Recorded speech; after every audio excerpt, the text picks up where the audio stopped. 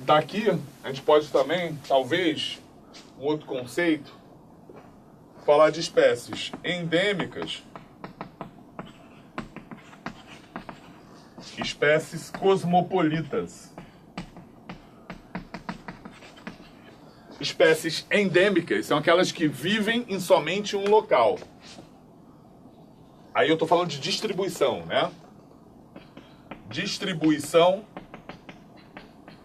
restrita a um local. Exemplo, o mico-leão dourado ele é endêmico da Mata Atlântica. Já espécies cosmopolitas são espécies que possuem uma distribuição ampla.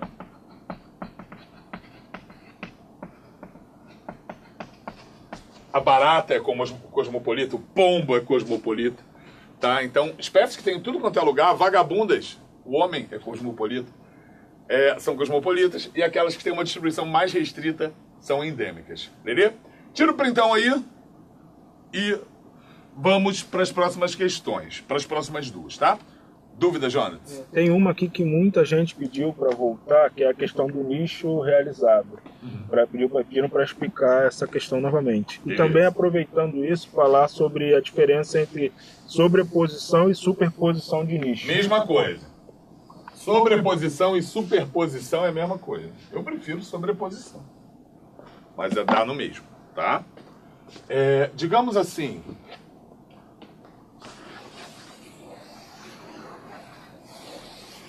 Isso aqui é o nicho potencial de uma espécie qualquer. Fala uma espécie aí pra mim, Carlinhos. Uma espécie qualquer, um mamífero qualquer. Baleia. Baleia, boa. Qual é o nicho potencial da baleia? O nicho potencial da baleia é um horário de atividade das 8 às 18 horas, uma alimentação baseada em plâncton, especialmente zooplâncton, especialmente em crio, uma alimentação que ela vai fazer em profundidades de 10 a 80 metros, o fato dela ser caçada pelo homem, o fato dela fazer um canto de não sei quantos decibéis para poder reproduzir. Isso aqui é tudo aquilo que ela pode fazer, beleza? Agora, digamos que em um dado local, essa baleia ela esteja em competição com uma outra espécie de baleia. Ou esteja em competição melhor, até para não confundir, com tubarão-baleia. E o tubarão-baleia, que é um peixe, diferentemente da baleia, come plâncton igual a ela. Só que o tubarão-baleia está competindo pelo plâncton só numa profundidade de 10 a 30 metros. Se o tubarão-baleia está de 10 a 30 metros, acabando com o plâncton de 10 a 30, ela pode mudar isso aqui para 40 a 80. Então ela está reduzindo o potencial para que assim ela não venha competir com o tubarão-baleia. Então, ela está reduzindo o nicho que ela está realizando naquele momento para não competir com o tubarão-baleia. Então, até falei em reduzir o potencial. Apaga isso, gente. O que ela está fazendo o potencial ela não muda. Ela pode comer de 10 a 80. Só que ela realiza de 40 a 80, diminuindo a competição com o tubarão-baleia. O nicho realizado sempre tem que estar contido no nicho potencial. Está dentro do nicho potencial. E ele é mais restrito graças à disponibilidade de recursos e graças a processos como, por exemplo, a competição. Então, de 40 a 80 é o nicho realizado. Embora o potencial seja de 10 a 80. Então, ela está reduzindo o realizado por quê? Como resultado de uma competição com tubarão-baleia entre 10 e 40 metros. Espero que eu tenha ajudado. Ou então, por exemplo, normalmente o exemplo que eu dou se eu sou uma espécie de pássaro que pode comer mamão, framboesa, uva, morango, eu posso comer mamão, framboesa, uva, morango. Esse é o meu potencial. Só que quando eu vou ali no meio ambiente, eu vejo que essa espécie só está comendo mamão. Ué, por que ela só está realizando mamão? Porque não há framboesa, morango disponível para ele comer.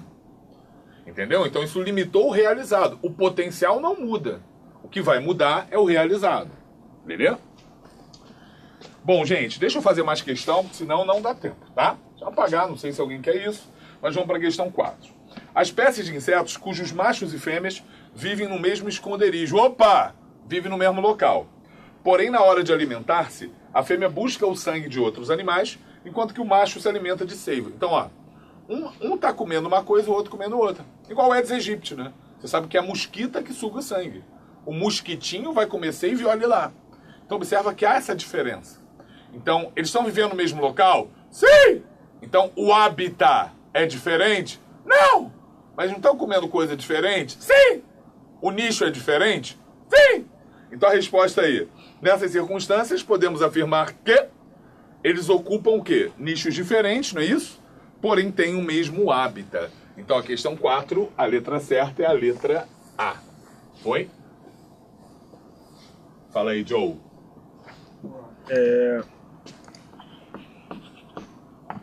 Deixa eu ver aqui a pergunta. Tá, a Carla está perguntando assim: a relação da diversidade de espécies e seus nichos em determinados biomas altera a contagem da produção primária bruta?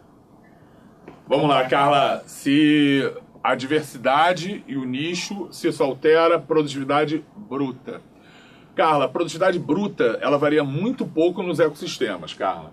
O que varia mais é a líquida. Tá? Então, em termos de bruta, não varia muito, mas a líquida, sim. Normalmente, ambientes mais produtivos têm uma maior diversidade. Mas essa correlação ela não é tão bonitinha assim. Sabe? Existem algumas contestações, mas normalmente ambientes muito produtivos são ambientes muito diversos. Tá bom? Vamos para a questão 5, gente. Até já que você falou de diversidade, coisa, acho que vale a pena a gente fazer essa 5. A questão é fácil, mas com cuidado para a gente poder emergir aí, pescar aí alguns outros conceitos. Em um aquário com água do mar foi colocada uma pedra contendo 19 cracas, 4 anêmonas, 2 caramujos, 5 talos de algas verdes, 6 paguros e 3 estrelas do mar. Vamos esquecer um pouquinho a questão. A partir daqui eu posso calcular um montão de coisas, gente. Eu posso calcular aqui, ó, a abundância. O que é a abundância? Abundância é o número de indivíduos. Quantos indivíduos tem aqui? Aí abstrai para a espécie, abstrai, indivíduo. Tem 19 mais 4, 23, 25, 30, 36, 39. Então essa é a abundância, beleza? O número de indivíduos. A soma deu certo? 23, 25, 30, 39. Deu. Além de abundância, né, eu posso contar o número de espécies, o número de populações que tem aqui. Populações que tem aqui. Quantas populações tem? Quantas espécies tem? 1, 2, 3, 4, 5, 6. Comunidade. É óbvio, né, gente, que tudo isso forma somente uma comunidade, forma somente um ecossistema.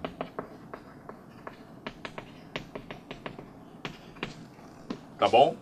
E uma outra coisa, tá? Que a gente não tá pedindo aqui para calcular. Falta um dado para calcular, mas que a gente poderia calcular é a densidade populacional. Você aprende até em geografia, né? Densidade populacional. Mas para calcular a densidade, eu tenho que ter o número de indivíduos da população sobre uma unidade de área. Se aqui é um aquário, seria volume, né? Então, digamos que isso aqui é 1 metro cúbico de água. Eu tenho 19 cracas em 1 metro cúbico, por metro cúbico. 4 anêmonas por metro cúbico. 2 caramujos por metro, entenderam? Então, densidade é o número de indivíduos em uma dada unidade de área. É a mesma coisa que falar de densidade populacional da espécie humana, né? Da nossa população. O Brasil. O Brasil tem áreas de grande densidade populacional nos centros urbanos, mas tem alguns vazios demográficos, especialmente centro-oeste, na região norte, áreas em que você tem poucos habitantes por metro quadrado, por quilômetro quadrado. Beleza? Um outro conceito que pode emergir também, mas que aparece menos no ensino médio, é o da diversidade. O que é a diversidade biológica? A diversidade biológica, quando eu falo assim, um ambiente ele é muito diverso. Diversidade biológica não é sinônimo de riqueza de espécies. Diversidade biológica é quantas espécies tem ali, né? Isso aqui, que seria a riqueza de espécies. Mas também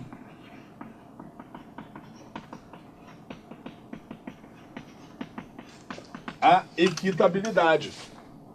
Um ambiente muito diverso é um ambiente que tem muitas espécies e que tem uma pequena variação no número de indivíduos dessas espécies. Tentando explicar melhor. Se tem um outro aquário do lado desse, que tem 1000 cracas, uma anêmona, 800 caramujos, 10.000 algas, 2 paguros, 3 estrelas.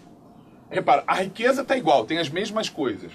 Só que tem muito mais espécies dominantes e raras do que aqui.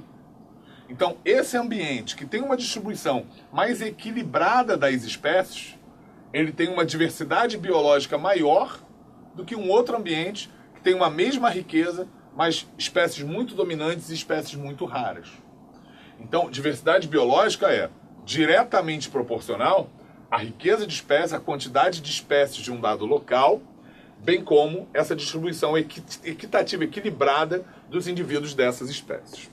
Entendeu? Indo para a questão, esse aquário tem o quê? Era meio que óbvio, né? Tem só uma comunidade e 6 populações. Letra B de biologia é muito fácil. Entendeu? E aí a gente vai para 6. Tira o printão quem quiser. Foi, Carlitos? Me manda aí, Jones. Vamos lá. O Luiz Fernando está perguntando o seguinte: líquens são indicadores de comunidade clímax? Não necessariamente, Luiz Fernando. Não necessariamente. O Luiz Fernando perguntou se o líquen é um indicador de comunidade clímax. O Luiz Fernando deve ter tirado isso de onde? Ele deve ter tirado assim, eu bem já vi que líquen é bioindicador de poluição. Se ele é bioindicador de poluição, ele só deve ter no clímax. Não, Luiz. A gente vai ver sucessão ecológica ainda, Luiz, e vai ver, inclusive, que os líquens normalmente são pioneiros na sucessão ecológica. Normalmente começam a sucessão ecológica. Então, eles podem estar presentes no clímax? Podem, Luiz. Mas podem estar até na comunidade pioneira ou ESESI. Então, não pensa assim, não. Tá errado, tá bom? Pode mandar outra, Jonas. O Joel está falando o seguinte: se tiver somente um indivíduo de uma espécie, esse indivíduo representaria uma população? Sim, né? Agora, se for um indivíduo de um sexo só, não. Essa população está extinta, ela não existe mais. Porque tem que ter o fluxo gênico, concorda, cara? Então, se é hermafrodita, sim, porque ele vai poder reproduzir com ele mesmo. Agora, se é dioico como nós, não é a população, não. É um indivíduo. População é um nível acima de indivíduo, entendeu? Quando passa a ter um conjunto de indivíduos capazes de reproduzir e ter prole fértil. Foi? Pode mandar mais. Amanda, como vou saber como se limita uma comunidade e começa outra? Como vai saber, Amanda? É. Não vai saber, Amanda.